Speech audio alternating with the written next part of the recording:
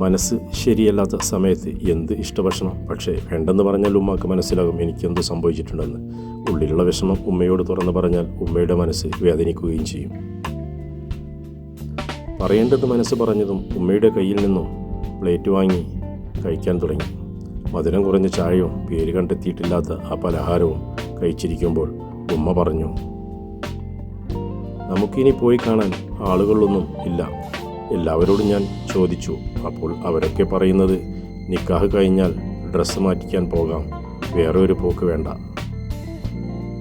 എന്നൊക്കെയാണ് പറയുന്നത്. ഷാഫി മറുപടിയൊന്നും പറഞ്ഞില്ല. മുഖത്ത് സന്തോഷം അഭിനയിച്ച്, നിങ്ങൾ വേണ്ടതൊക്കെ തർത്തീബാക്കിക്കോളൂ, ഇപ്രാവശ്യം ഞാൻ ഒന്നിനും എതിരല്ല. എൻ്റെ കുട്ടിയുടെ കണ്ണും മോറും ആകെ വാടിയിരിക്കുന്നു. നീ റൂമിൽ തന്നെ ഇങ്ങനെ ഇരുന്നിട്ടാണ് ഇപ്പോൾ ഒക്കെ ശരിയായില്ലേ? പുറത്തേക്കൊന്ന് പോയി കാറ്റും വെളിച്ചവും കൊണ്ടുവന്നൂടെ നിനക്ക്? ഇറങ്ങണം, കുറച്ച് കഴിയട്ടെ എന്ന് പറഞ്ഞ് പലഹാരം തീർന്നതും പാത്രം ഉമ്മാക്ക് നൽകി.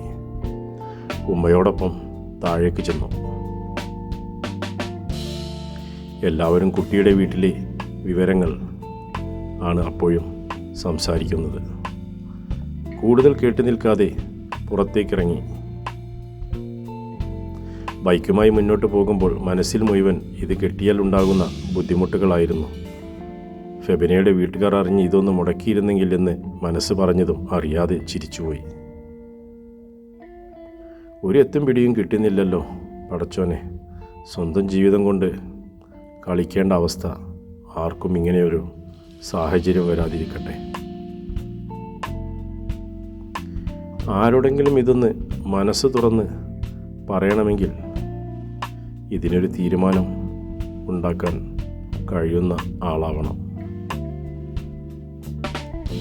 ഒരാളോട് പോയി ഞാനിതെങ്ങാനും വേണ്ടെന്ന് പറഞ്ഞാൽ കേൾക്കുന്നവർ മുഴുവൻ ഇനി പറയുക ദുനിയാവിൽ എനിക്ക് പറ്റുന്ന പെണ്ണില്ല എന്നായിരിക്കും. എൻ്റെ മനസ്സ് എന്തുകൊണ്ട് ഉണ്ടാക്കിയതാണെന്നാവും വിവാഹം കഴിക്കാൻ പോകുന്ന പെൺകുട്ടിയെക്കുറിച്ചുള്ള എൻ്റെ സങ്കല്പം ആണുങ്ങൾക്കൊന്നും ഇല്ലാത്തതാണോ? കുറേയൊന്നും ഞാൻ ആഗ്രഹിക്കുന്നില്ലല്ലോ. മുഖത്തേക്ക് നോക്കിയാൽ എനിക്കൊരിഷ്ടം വരാനുണ്ട്. അതാകെ കിട്ടിയത് ആ സഹനാസിനെ കണ്ടപ്പോഴും പിന്നെ വേറെ ഒന്നിനെ കണ്ടപ്പോഴുമായിരുന്നു. ആ കുട്ടി ഇരുനിറവുമായിരുന്നു. അത് മുടക്കിയതും അവളുടെ വീട്ടുകാരാണ്. ജോലിക്ക് വിടണമെന്ന് നിർബന്ധം. അത് ഞങ്ങൾക്ക് നടക്കില്ലല്ലോ. പിന്നെ എന്തിനാണ് ആണുങ്ങൾക്ക് പടച്ചോൻ ജോലിയും സമ്പത്തും തന്നിരിക്കുന്നത്? അവർ കിട്ടുന്ന പെണ്ണിനെ നോക്കാനല്ലേ? അവർക്ക് ജോലി ചെയ്യാൻ അത്രയ്ക്ക് നിർബന്ധമാണെങ്കിൽ പെണ്ണുങ്ങൾ ജോലി ചെയ്ത് കുടുംബം പോറ്റേണ്ട അവസ്ഥയിലുള്ള പയ്യന്മാരെ കെട്ടട്ടെ എന്നായിരുന്നു അന്ന് മനസ്സ് പറഞ്ഞത്. മനസ്സിലുള്ളത് സജീറിനോട് സംസാരിക്കാൻ പോയെങ്കിലും നടന്നില്ല. സംസാരിക്കാൻ തുടങ്ങിയപ്പോൾ അവനും പറഞ്ഞു വന്നത് കുറേ പോയി നോക്കി അവസാനം ശരിയായല്ലോ എന്നാണ്. ആരെങ്കിലും നിനക്കിത് ഇഷ്ടപ്പെട്ടോ എന്നൊന്ന് ചോദിച്ചിരുന്നെങ്കിൽ എന്ന് ആഗ്രഹിക്കുന്ന സമയമാണ്. പക്ഷേ ആരും എൻ്റെ ഉള്ളിലെ കനൽ പുകയുന്നത് കാണുന്നില്ലല്ലോ.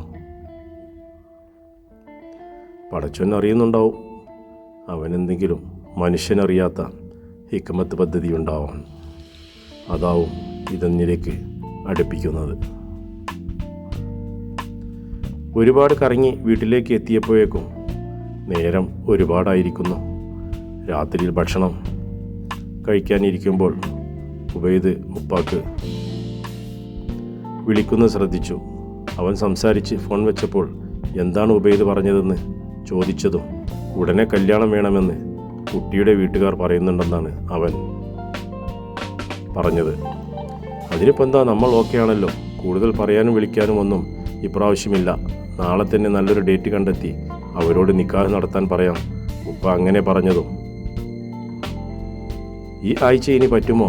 അടുത്ത മാസമാണെങ്കിൽ മുഹറം മാസമല്ലേ, അടുത്ത മാസം കഴിഞ്ഞിട്ട് മതിയെന്ന് പറയാം അല്ലേ എന്ന് ഷാഫി ചോദിച്ചതും അത്രക്കൊന്നും നീട്ടിക്കൊണ്ടാവാൻ പറ്റില്ലല്ലോ.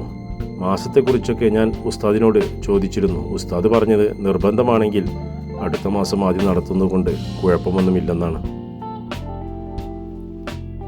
യുദ്ധം പോലും വിലക്കിയ മാസം വിവാഹമോ പറ്റില്ലെന്ന് വാശി പിടിക്കാൻ തോന്നിയെങ്കിലും ക്ഷമയോടെ നോക്കേണ്ട അവസ്ഥയാണെന്ന് മനസ്സിലാക്കി ഷാഫി മിണ്ടിയില്ല.